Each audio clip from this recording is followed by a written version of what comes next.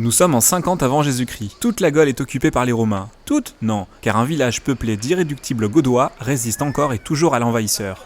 Avec le festival Golgotha en deux, la commune de la Gaude s'est propulsée 2000 ans en arrière. Durant 3 jours, du 6 au 8 juillet 2012, les visiteurs se sont imprégnés des traditions gallo-romaines. Rencontres entre passionnés de l'histoire, démonstration des techniques de manipulation d'armes de guerre, combats de gladiateurs, mais aussi reconstitution d'un village antique. Les enfants ont pu le temps d'un week-end devenir archéologues, gaulois, romains ou se laisser porter par la magie des contes celtes.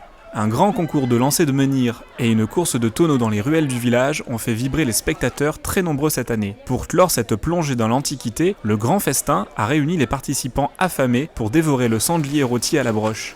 Il y a un site fantasy, c'est la place du Marronnier où on a recréé le village d'Astérix avec les maisons d'Astérix. C'est là qu'il y a le podium, qu'il y a les concerts. C'est là qu'il va y avoir le festin samedi soir, façon Astérix, la dernière page d'Astérix, on est dans le festin. Il y a en face l'histoire vivante. Là, on a réuni les passionnés d'histoire. Il y a des gladiateurs, il y a des Romains qui ont créé un camp de la Légion romaine. Il y a ensuite des Gaulois. Donc c'est l'histoire vivante, ils expliquent comment on vivait à l'époque, ils expliquent leur métier, leurs activités. Un peu plus loin, on arrive à la coupole et là, il y a tout un pôle culturel avec des expos super intéressantes, des conférences. On a plusieurs conférenciers qui viennent de toute la France. On traverse la rue et là, on a créé un village antique avec des ateliers, des forgerons, des potiers, différents métiers de l'époque, un terrain de fouille pour les enfants. Ils peuvent s'initier au métier d'archéologue.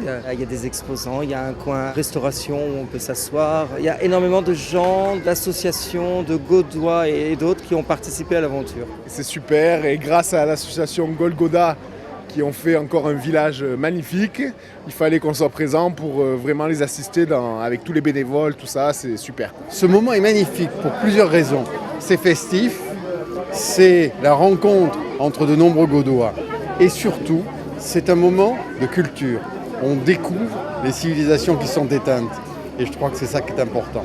Arriver à mêler les loisirs et la culture, c'est une réussite. Voilà, bravo à tous les organisateurs. Les Gaudois ont répondu présent, mais c'est allé au-delà de la Gaude. On a également des curieux du littoral qui viennent jusqu'à nous. Ça s'annonce grandiose parce qu'on mesure déjà une nette augmentation de la fréquentation par rapport à l'année dernière. Et la particularité de Golgotha, c'est qu'on y a rajouté une pointe d'humour, mais le contenu culturel est présent. Donc c'est un événement extrêmement complet et avec une âme et une ambiance particulière. J'ai pas bien vu parce que j'ai eu beaucoup d'eau dans les yeux. Beaucoup de paille, mais c'est toujours aussi sympa et on reviendra toujours l'année prochaine. Formidable, ça fait la 2e année que je viens, donc ça se passe bien, quoi. Bien organisé, convivial. Tous les Gaudois jouent le rôle, mais ça se voit. Les dieux sont favorables, rendez-vous l'année prochaine pour une 3e édition du festival Golgotha.